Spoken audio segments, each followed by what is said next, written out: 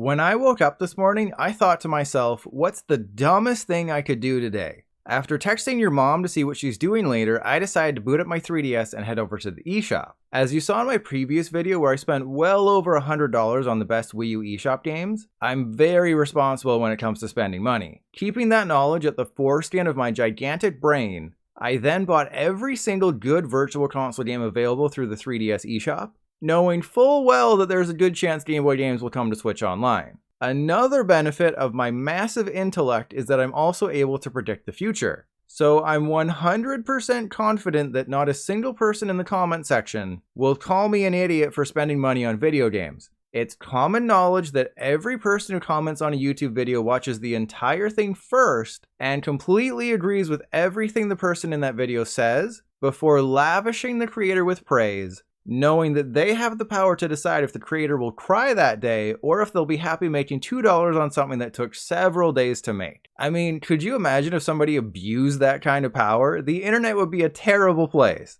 Anyways, the 3DS Virtual Console is lacking compared to the Wii U's. Although 3DS owners receive GBA games as part of the Ambassador program, Nintendo didn't continue that trend with paid titles. Fortunately, that makes my life so much easier and saves me from giving Nintendo even more money. Though, based on how poorly received the latest Metroid Prime was, I think they need all the sales they can get. I'm going to kick things off with two games I've always wanted to play but never got around to. The Legend of Zelda Oracle of Ages and The Legend of Zelda Oracle of Seasons. Priced at $6 each, they're the third and fourth highest rated Game Boy Color games of all time according to game rankings. And if you're wondering, yes, I'm still sad that Metacritic consumed game rankings like they were Godric Gryffindor's sword, except they didn't bother taking that which would have made them stronger. Anyways, I've played a lot of Zelda games in my time, including the Picross game that will disappear in a month, but not these two. So for $12, it seems like I'd be stupid not buying them. And something interesting I learned about these Zelda games is that they were developed by Flagship, the same team that made the Minish Cap and Bounty Hunter Sarah Holy Mountain no Taiyu. Next up is, of course, Mario. Unlike those Gen Zers or whatever they're called, I know that the Super Ball power in Super Mario Maker 2 originated in Super Mario Land.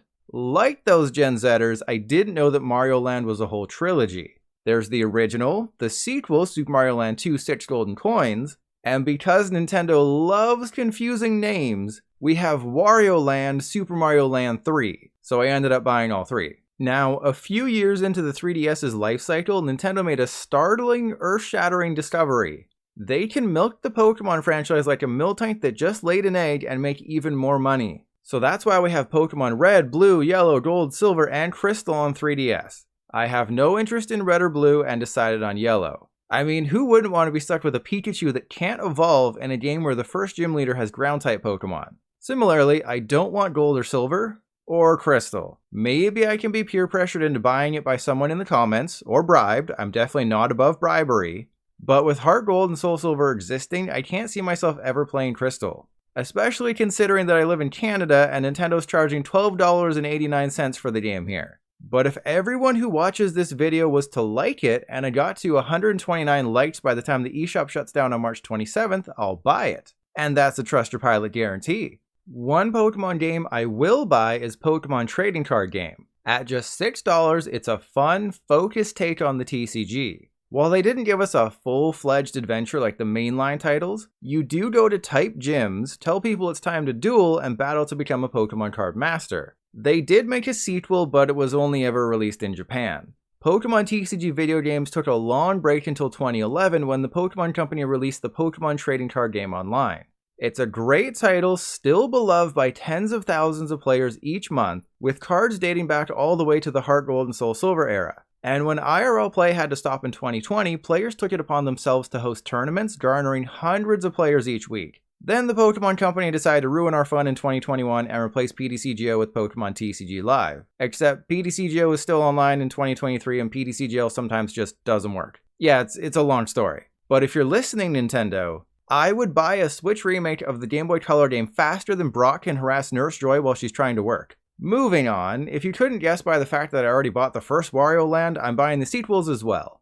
And if you include the free version of Wario Land 4 I got from the Ambassador program that I essentially paid $80 for, I think this means I own every Wario Land game now? Whatever the case, I completely missed out on Wario Land back in the day. I can't quite remember what games I played on Game Boy Color. Actually, it's just coming back to me. I played Conker's Pocket Tales and some terrible Lord of the Rings game, though that one may have been for Game Boy Advance. That leads me to my next point. Kids these days don't realize how easy they have it. Back in my day, your parents just went to a store, bought whatever game they saw first, gave it to you for your birthday, and you had to like it until they repeated the same process at Christmas. But now I'm the daddy and I can buy whatever I want. Because I'm not a complete idiot, I'm avoiding all of the NES and Super Nintendo games on 3DS eShop. While I'm probably going to regret buying these old Game Boy games when Nintendo brings them to Switch, I know I'd regret buying games already available on Switch. See, like an AI in the beginning of a post-apocalyptic movie, I'm learning.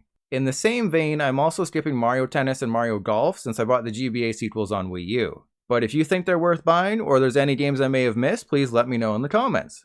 And that'll do it. I know you might be disappointed that I only spent $50-ish, but the Wii U video where I spent $125 only made me about $2 in revenue, so I had to limit myself this time around. And the 5% you get back in gold points is wiped out by the taxes. Still, I'll make you a deal. If this video gets 10 million views before March 27th, I'll buy literally every game on the eShop. Yes, even Van Helsing Sniper Z/100 for $6.66. My balls are in your court, internet. Please be gentle.